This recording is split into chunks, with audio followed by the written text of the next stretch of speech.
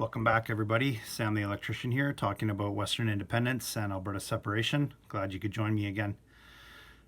Today I'm going to do a quick update. I was reading in the mainstream media today that Trudeau and his cabinet have come out of their two-day meeting in Winnipeg, and they still sort of have no definite word on which way to go.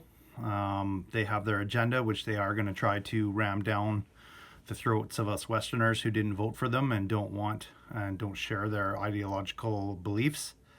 So that's bad news for us. But the good news is they have at least now realized they have to tread carefully, and they're couching all their statements in careful terms, and these things are complex and we can't get right on them because of course they're not the dictators of Canada for the next 5 years, which they would have been with a majority.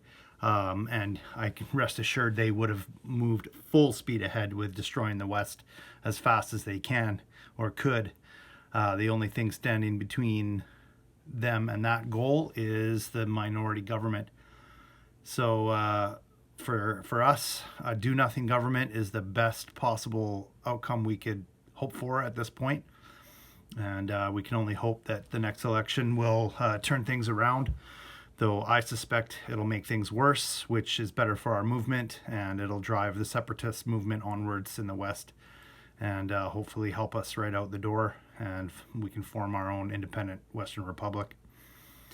Another thing I noticed in the mainstream media today is this obstinate way that the Canadian government and all the mainstream media, who are like the bootlickers of the Canadian government, they all talk about this North American trade deal. None of them will call it what it's really called, which is the USMCA Act, the United States Mexico Canada Trade Act.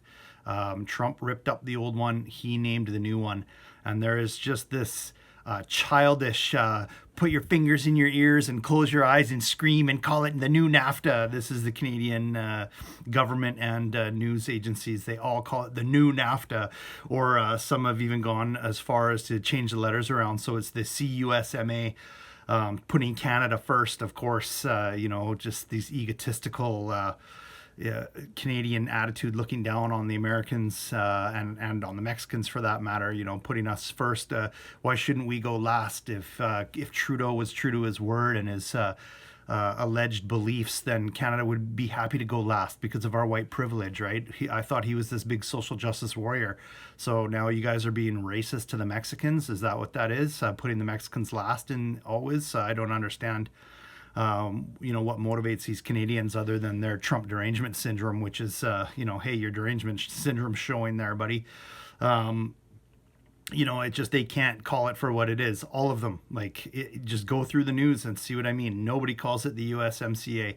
It is either the CUMSA or the new NAFTA. So it's just a bunch of garbage. It comes from this whole, this whole Canadian mindset and attitude that our poop doesn't smell and that we're so much better than the Americans, when in reality it's different. They have the real freedom and they have the get up and go and entrepreneurial spirit. And, Canadians are just a bunch of little toadies looking back to Europe. This whole garbage with the prince coming to live here and everything, and us paying for security. Trudeau won't say who's going to pay for his security and all this. Oh, everybody's all caught up in this. It's just garbage. And again, it's not a huge reason, but it's another reason why we should separate. I don't want to have anything to do with the royal family. Nothing. One of their own is a pedophile who took the Lolita Express to Epstein's Island on a regular basis, and they're covering for him. And then these two may have broken away because of that. They may not have, but why should we have to pay for even 1 penny of that? It's garbage. It's just such an old, outdated system that I have no allegiance to anymore. And it's just another reason for us to get out. So, yeah, I watched the debate, too, the other day, the leadership debate or leaders series debate. Peter Downing was there debating the leader of the Alberta Liberal Party, Con. It was painful, I would say, to watch the two sides just so far apart and no real meaningful dialogue at all. The Con guy had studied in Europe about European human rights and stuff. That's part of his educational background. So, of course, he's a globalist and he's just going to go on and on about how Canada should stay together and this and that. And then, of course, Downing's making all the same points that I make on my videos. I agree with what he's saying and why we need to leave. So it's good that people are exercising their democratic rights and people are going out to these videos and they're showing them on the internet and stuff. That part is good. It's just, it was watching the other side's arguments was tedious. Yeah, so anyway, that's my Wednesday update. I will make another video as more updates come in. And yeah, thanks for joining me. Take it easy.